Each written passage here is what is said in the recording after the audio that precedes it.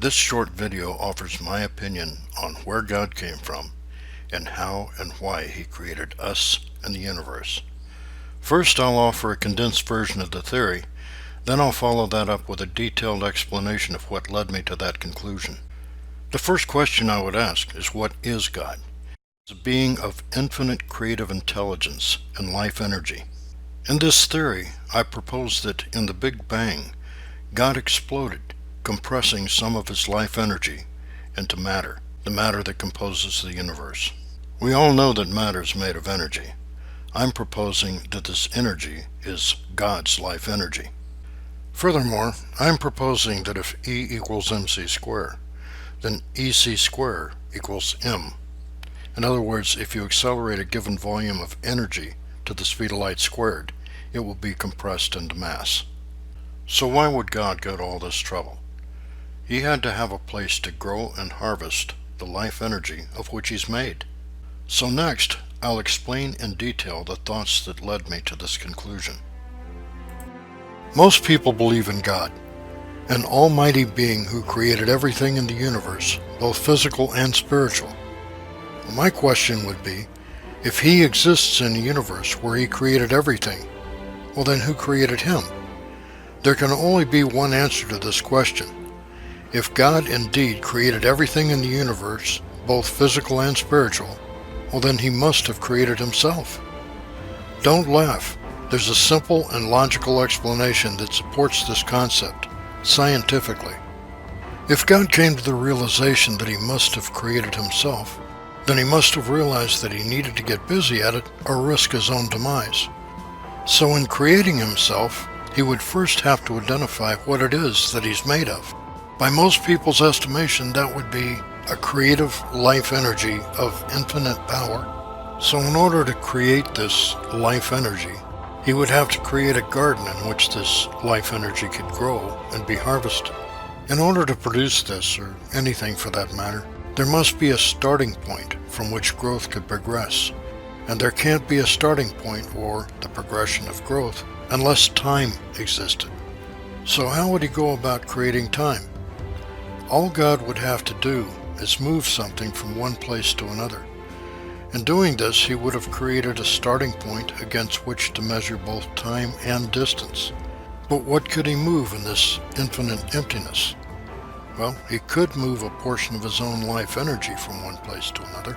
Because He was creating time and distance, the span of existence from a starting point to a point thereafter, He had to assign a value to it. Say He invested 1 unit of life energy in the project. The energy would need to have a value in time. Otherwise, the energy would have 0 value. So say He assigned the value of 1 second to the unit of life energy. Then say He moved that unit from here to there over the course of 5 seconds. In doing this, something remarkable would happen. The 1 life energy unit per second has now existed for a period of 5 seconds. The net life energy has grown 5-fold. Now consider the distance the life energy traveled in that 5 seconds. That would have a bearing on the value of the life energy as well. An accelerating force would be required to move that energy from here to there. That accelerating force would be stored in that energy as inertia. Some might argue that energy, unlike mass, would not require an accelerating force to achieve motion. And if it were in motion, unlike mass, it would not possess inertia. To that objection I would say, what is mass made of? Well, according to Einstein, energy. And according to Einstein, as mass is accelerated to a velocity near the speed of light, it becomes more dense, as would be the energy that mass is made of. So getting back to God, if you accelerated this 1 life energy unit to a greater velocity, then it would become more dense. According to Einstein, the amount of energy required to accelerate a given volume of mass to the speed of light squared is the amount of energy contained in that mass. I'm proposing that equation works both ways. If you accelerate a given volume of energy to the speed of light squared, then it will be compressed into mass. So this is the method that God would use to transform some of his life energy into matter. So if he decided to explode, sending his life energy in all directions, slamming against the light barrier, then he would create a universe full of matter. In doing this, he would create a garden in which he could cultivate and harvest the life energy of which he's made. God is not bound by time. He created time as a medium for things to grow. For billions of years, God has cultivated and harvested life energy in this universe, as he will for billions of years into the future. By stepping outside of the bounds of time, he's able to invest all of this life energy into himself, therefore creating himself. But God is more than just life energy. Above all else, he is creative. A tree can live for 100 years, producing a significant amount of life energy. But of all that life energy, there isn't a trace of creative life energy. How could the life energy of a tree evolve into something that has creative intelligence? Well, not in one lifetime, that's for sure.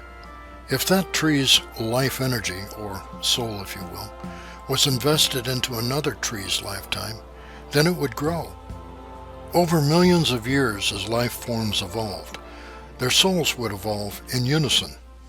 As time passed, these older souls would start to find ways of resolving problems using creativity. Until this point, all forms of life existed solely on instinct. This brings us to mankind. If all of our souls evolved at the same rate, then why are some people more creative and others more instinctive? Again, we have to realize that God is not bound by time. If at the end of a lifetime he feels that a soul needs a certain environment, that environment may not be in a lifetime in the future. It may be in the past. If God wants to expedite the growth of a tree's life energy, then why not reincarnate it into 1,000 trees or even 10,000 trees in the same span of time? He's probably doing the same thing with us. Wouldn't it be something to run into yourself from another incarnation in this lifetime? Have you ever met someone and walked away scratching your head thinking, why do they seem so damn familiar? That might be the answer. So why would souls of different ages exist in the same time period? Well, it makes sense.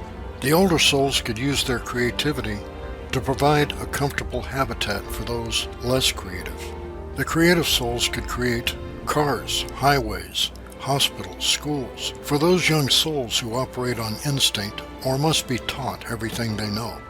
I would say it's an obligation of the older souls to treat the younger souls with the same consideration and patience they would their own younger siblings. So for those of us that are anxious to meet God and see him face to face, you're in luck.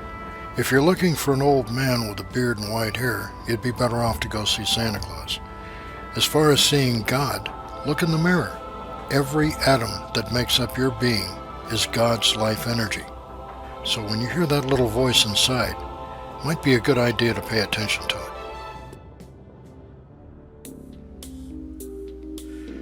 This video scientifically explains how the energy of which matter is made is actually God's life energy, energy which he harvests from living things throughout the universe.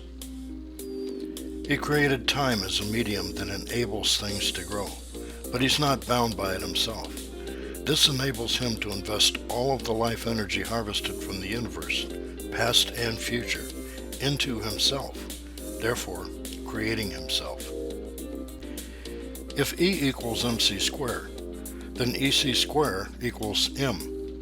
Accelerating energy against the light barrier compresses it into matter. So if God's compressed life energy can be seen as matter, where is God's uncompressed life energy? Everywhere. It's what light is transmitted through. Scientists have yet to define the composition of the medium through which light travels, but they know it exists, and they have given it a name: ether. I call it God.